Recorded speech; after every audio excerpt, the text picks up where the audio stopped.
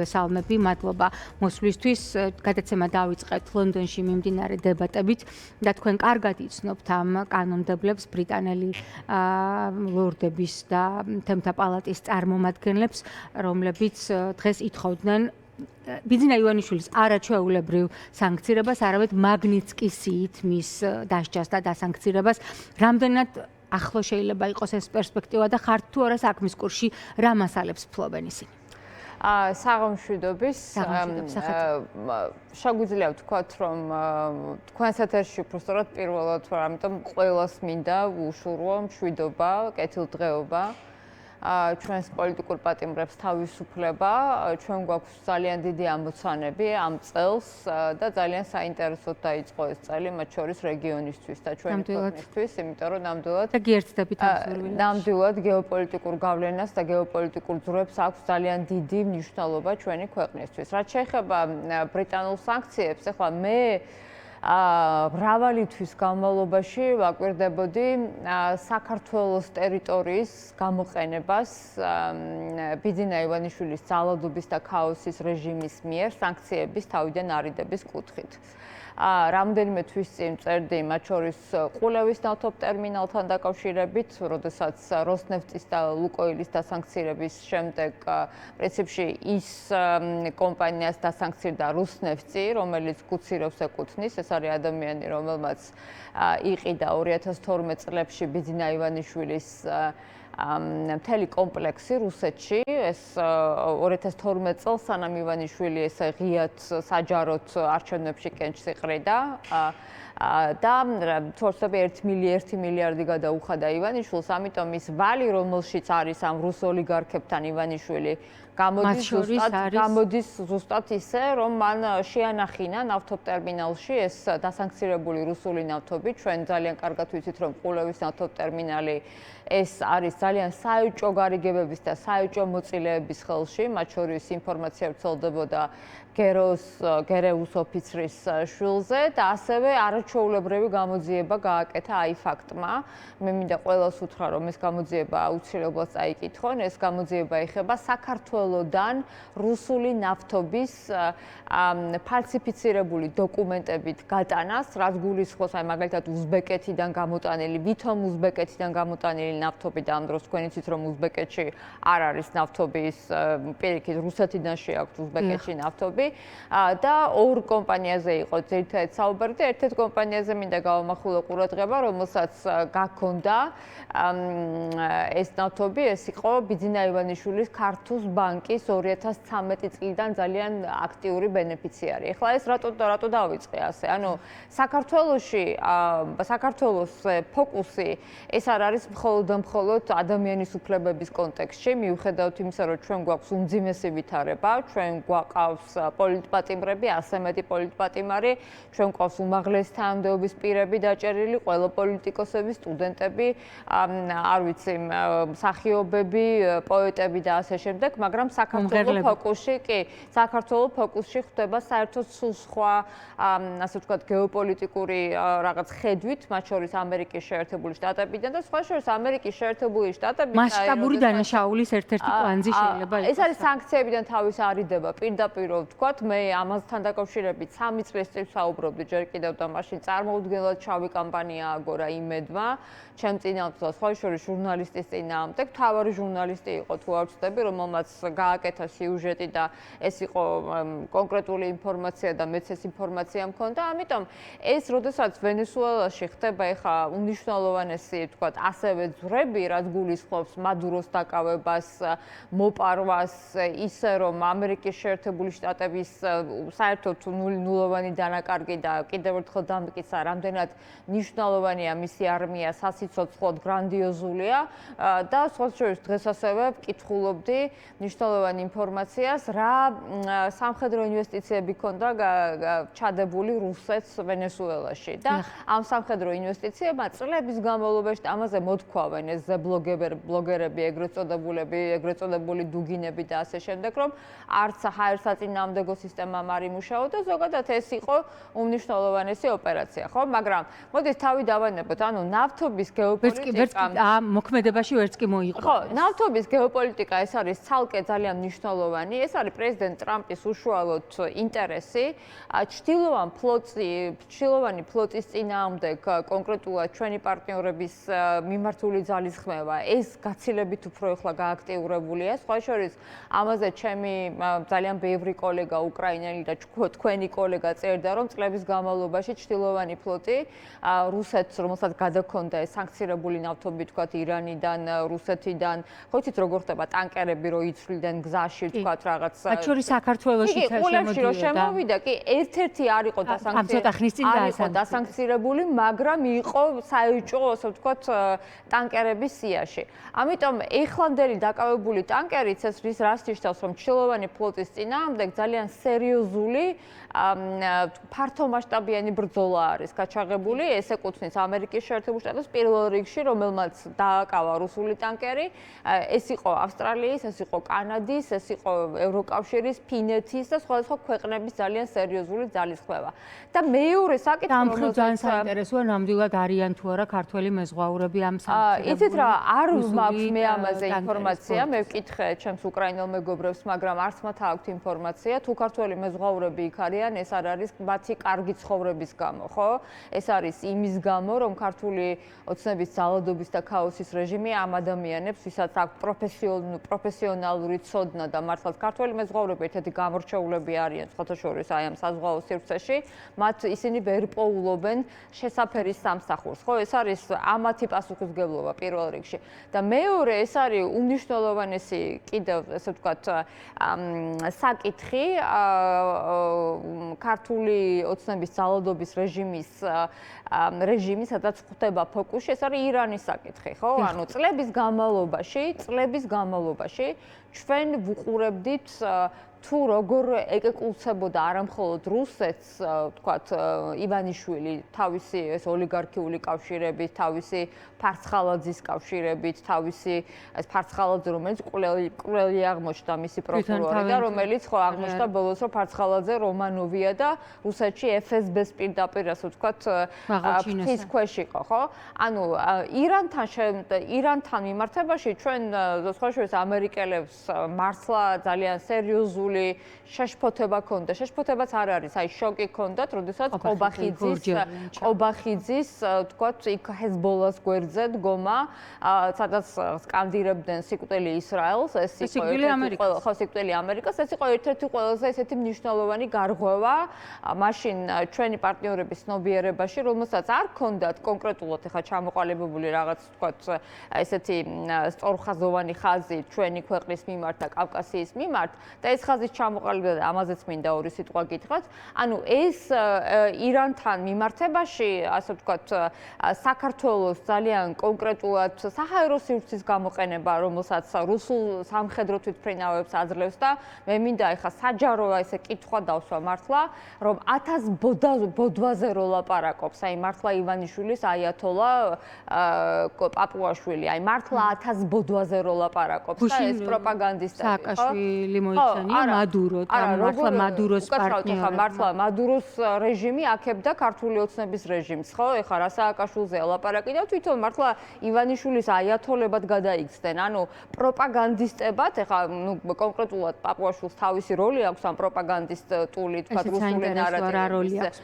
რუსული ნარატივების გავრცელებით გააქტიურებულია. არა, ეს არის სულ ეს აქონდა ქალტონთი, ეს არის რუსული მეტანარატივების გავრცელება, პროპაგანდისტული, ეს განსაკუთრებულად არაფერი არ არის. ჩვენ ძალიან კარგად ვიცით, რა უღირს ბიზინა ივანიშვილს ეს ადამიანები და გამოჩნდა ღარიბაშვილის და ლილუაშვილის შემთხვევაში, ხო? მაგრამ საქმე რა არის, რომ არც ერთი პასუხი არ გაცემულა იმაზე, თუ ზოგადად რატომ რა ტვირთი გადაქონდათ მაგალითად საქართველოს ტერიტორიის გავლით რუსეთს, თქვა სამხედრო ტვირთი და ეს კონკრეტულად ეხა გუშინ წინ დიდი კამპანიაა პრეზიდენტ ტრამპის და მისი სერიოზული მოკავშირეების სენატში, კონგრესში, რომ ეს თქვა მე make Iran great again. ანუ ესე იგი ირანის კვლავ დიდ სახელმწიფოდ გადაქცევა, ხო? ამ შემთხვევაში არავის არ ეგონოს და მათ შორის მიგაჩნიათ რომ ახლა ირანში არის დაძაბულობის ისეთი კულმინაცია, რომ შეიძლება აიათოლების რეჟიმი დაუხოს. მე მიმაჩნია რომ ირანში, სადაც პროტესტი ადამიანების ყოველთვის იყო, მაგრამ ეს პროტესტი მიმაჩნია რომ არის განსაკუთრებულად გამოკვეთილი, მიმაჩნია რომ ნამდვილად შერყეულია ეს სისტემა, რომელიც ადამიანის რეპრესიული სისტემა იყო პირველ რიგში. ნამდვილად მიმაჩნია, ეხლა მე მყავს ბევრი ოპოზიციონერი მეგობარი მათ შორის, რომელიც ეხლა ირანში არ ცხოვრობენ, მაგრამ ყოველ შემთხვევაში მათთან კავშირით შემიძლია გითხრათ, რომ დიდი ძალისხმევა ეს ადამიანების მხრიდან და მათ შორის ძალიან დიდი სულისკვეთებაა. ნახოთ, მე არ მინდა წინასწარი პროგნოზების გაკეთება, მაგრამ აქ არის ძალიან მნიშვნელოვანი ის, რომ ირანი პრეზიდენტ ტრამპისთვის არის კონკრეტულად ტრულ სახელმწიფოდ განხილული და აი ამ ტრულ სახელმწიფოებს, როგორიც არის რუსეთი, როგორიც არის ირანი, აი ამ წლების განმავლობაში ეს არის ქართული ოცნების ძალადობის რეჟიმის კეკლუცი და მე მაქვს ახლა კითხვა ძალიან მარტივი.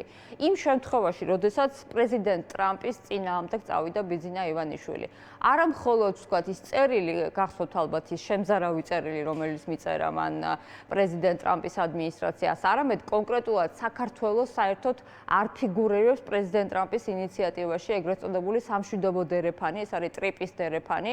სხვა შორის ეხლა ვრცელდება ინფორმაცია, რომ სომხეთში შეიძლება ამერიკის ვიცე-პრეზიდენტი ვენსი ჩავიდეს ზუსტად აი ამ ტრიპის ვთქვათ აი ამ სამშვიდობო დერეფნის გაფართოვებასთან და მშვიდობასთან და უსაფრთხოებასთან დაკავშირებით. აქ რამდენჯერმე გამოაგზავნეს ამერიკელებმა, ესე კონკრეტულად იყვნენ ჩვენ წარმომადგენლები და მას რა დაახვედრა ბიძინა ივანიშვილმა მისი ბოდვითი აშლილობის პროპაგანდისტული ეს პირი, ეს შათირიშვილი, ხო, ეხლა ეს ხო არ ხდება ჩვეულებრივად ტყუილ უბრალოდ. ამიტომ მე ქალბატონთია შემიძლია გითხრათ, რომ ამ შემთხვევაში მიუხედავთ იმისა, რომ ჩვენი ამოცანები არ იცვლება ჩვენ ფლანგზე, რა თქმა უნდა, იმიტომ რომ მე ნამდვილად არ ველოდები ეხლა რომ რომელიღაც ვთქვათ დესანტი გადმოვა და შეიძლება ივანიშვილი ბუდაში ჩატენოს და მოიპაროს, მაგრამ ჩვენი ამოცანა რა არის? ჩვენი ამოცანა არის, რომ პირველი ამ ინფორმაციის მიწოდება, მათ შორის აი ყულები, ნავთობი, ვთქვათ, სანქციების დარღვევა ჩვენი საერთაშორისო პარტნიორებისგან და ამაზე ჩემს მეგობრებს სისხლის სამართლის საქმე აღუძრეს და თებერვალში ყველას აქვს 15 წლიანი მუხლი აქვთ მიყენებული პოლიტიკოსებს, ვინც ახლა ციხეში არიან და მე არ მერიდება ახლა თქვა ღიად და საჯაროდ, რომ კი, რაც არ უნდა, რამდენი ადამიანიც არ უნდა დაიჭირონ, ჩვენ ამ ინფორმაციას აუცილებლად მივაწვდით ჩვენს პარტნიორებს, დაშიფრულს თუ რა სახის რეპრესიულ და დიქტატორულ რეჟიმებს ეკეკლუცება, მათ შორის ბიძინა ივანიშვილი. და მეორე, ჩვენ რა ტიპის დიქტატორულ რეჟიმს ამკვიდრებს ჩვენს ქვეყანაში თვითონ ყველა პოლიტიკოსი. ყველა დიქტატორული ავტოკრატია თქვენი საქმეც არ არის ბოლომდე, ხო? ნათელი დარჩებით თავისუფლებაზე თუ დაგაპატიმრებენ. ჩვენი დიქტატორული ავტოკრატია, კი ბატონო, ესეთი ავტოკრატიები საერთოდ ყოველთვის რო გვესმოდეს, გარდა იმისა, რომ შიგნით ჩვენი მოსახლეობისთვის, ჩვენი მოქალაქეებისთვის არის ძალადობის და ქაოსის მომტანი, ეს არის ძალიან დიდი საფრთხის შემცველი რეგიონისთვის. ხო, ანუ ესეთი შავი ხვრელები, როგორიც არის, როგორცაც ამყარებს მათ შორის ეს ავტოკრატია, ესეთი ავტოკრატიები ყოველთვის მიდიან კალაპოტი მათი მიემართება რუსეთისკენ, კალაპოტი მათი მიემართება ირანისკენ, კალაპოტი მათი, უკაცრავად მათი დოქტრინა არ იყო აშხაბადში საქართველოს ბეტის გადაწყვეტა, ანუ შემდეგ რომ კვლევებში რო ამოვიდათ, რომ ქართული ოცნების გულწრფელი მომხრეც კი ამბობდა, რომ როგორ აშხაბადში ჩემი ბედი როგორ უნდა გადაწყდეს. უკაცრავად, მაგრამ რუსულ ჯარზე და რუსეთზე რო აბარძგვალებს და რო რაღაცა აღმატებულ ხარისხში რო ლაპარაკობენ და ერთი სიტყვა რო ვერ გაბედა საგარეო საქმეთა სამინისტრომ უკან ჩვენი ტერიტორიების აღიარებაზე რო ლაპარაკობენ, ხო? არც ხოვა კი არა, პრეზიდენტ ტრამპს არ თხოვეს, ჩვენი ყველაზე დიდი მოკავშირეს გარეშე დაგტოვეს ჩვენ. ანუ ჩვენი მეგობრები ვინ არიან, ვინ საქართველოს სუვერენიტეტს ცნობს, ეს არის ამერიკის შეერთებული შტატები, ყველაზე დიდი გრანდიოზული ქვეყანა, რომელსაც აქვს ჯარი და რომელსაც შეუძლია დაიცვას ჩვენაირი ქვეყანა.